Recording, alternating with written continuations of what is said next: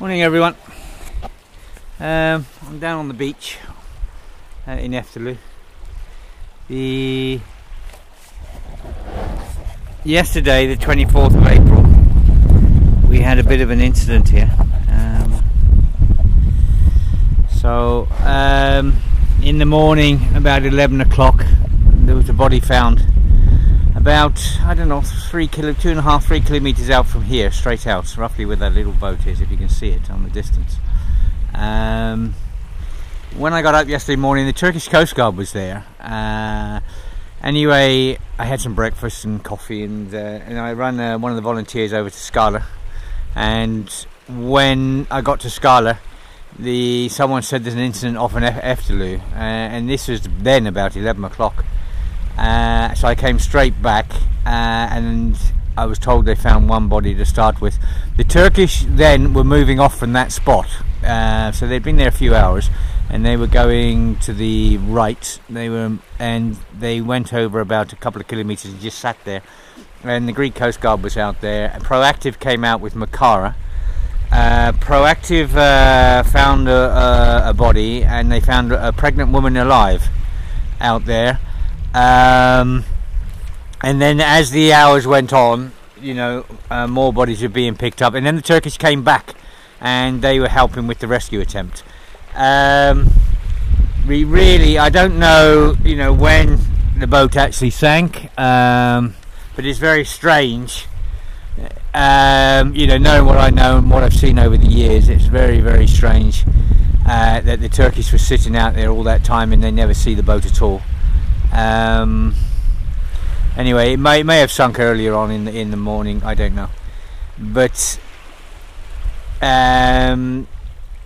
as the hours went on during the day, I mean, there was boats out there searching up and down. There's been boats out here this morning still looking there. There's a load out there now. Frontex I can see in the distance. I don't think you pick them up on the camera. So anyway, they picked up 15 bodies all told yesterday. 7 were picked up by the Turkish Coast Guard, 6 were men and 1 children. There was 9 picked up by the rescue teams here, including the Greek Coast Guard. There was 1 child, 6 women, and 2 men.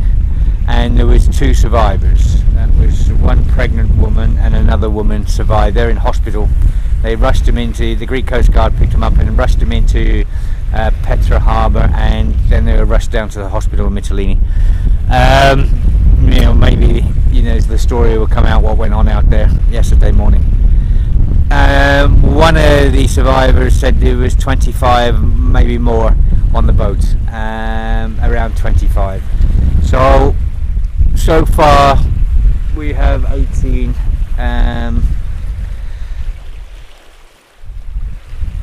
2 survivors and 16 bodies, 16 dead. So there may be still more people, will appear today. Maybe we'll see. Let's hope not. But and the other strange thing about the whole situation, normally they're Africans, and normally the Africans they have the dinghies. I've never seen an African in a wooden boat. I might be wrong. Maybe they have somewhere, but. And normally the dinghies, there's 40, 50 in the dinghies. Maybe it was a small boat for some reason. We have had, dinghies with 30, 45 sometimes, but it's very rare. So let's just hope it was a small wooden boat or something. We mostly get more details when one of the survivors is well enough to talk and tell us what really went on out here. Okay, the other thing we got going is we have, I was down in Moria the other day. We have 12 hunger strikers in Moria camp. It's their 5th day now. I know one of them very well. This. I don't know, the situation is absolutely crazy. I think, most people know now what's going on here, and the way the refugees have been treated by the European Commission and European Parliaments.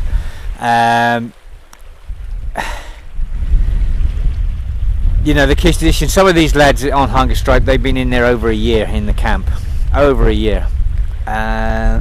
You know, they're in a bad state. You know, some of the refugees I talked to, even they've been in there 6 months or so, you can see, you know, them deteriorating over the months, the way they're going down and down and down.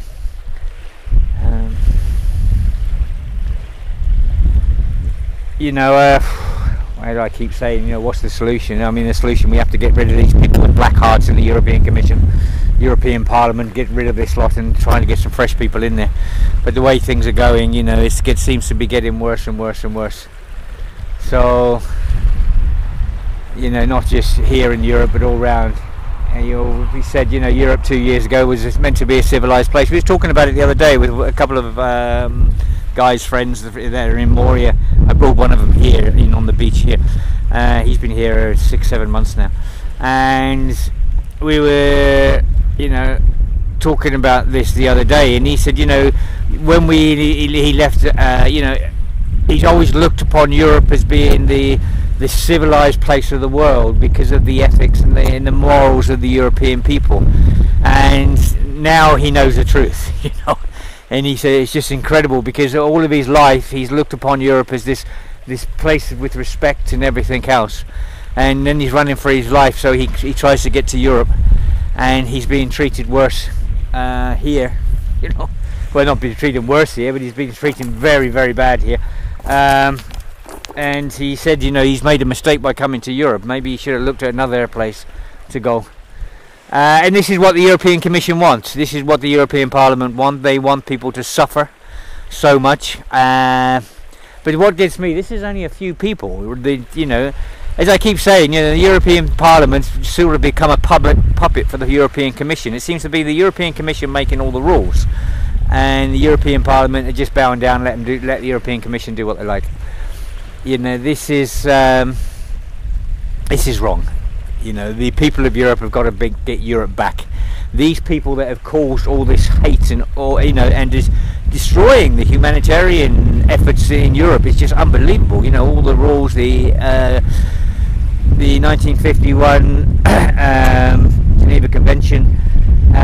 These people that are in power, or they're not in power as such. You know, they're just making the rules in offices and stuff. These people need to be arrested. They need to be responsible for the damage they've caused to Europe.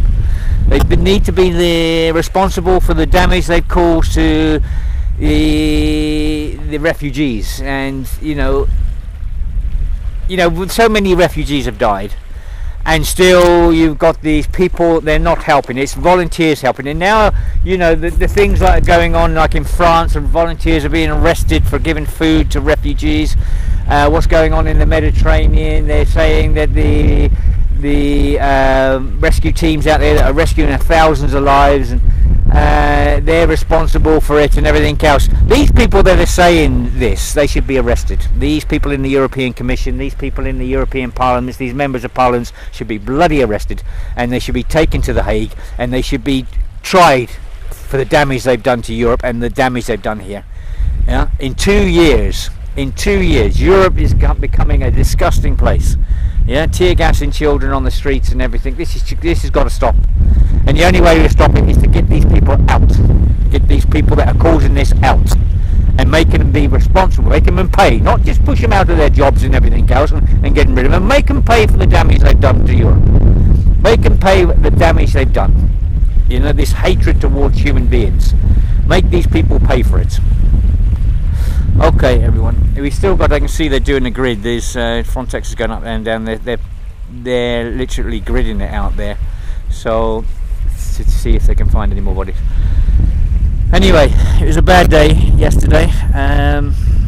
So you know, we still do our best out here. We still got teams out here. We're still watching and looking and we're doing our best, but you know, the incidents we're hearing, especially in the night with the Turkish, the way they're stopping the boats, the way they're coming into Greek waters and things like this, you know, it's disgusting, absolutely disgusting. And some of the things we're hearing is just unbelievable what's going on out here. And this is all being paid by the European Commission, European Parliament, saying Turkey's such a safe place. You know, everyone knows what Turkey's like. Yeah.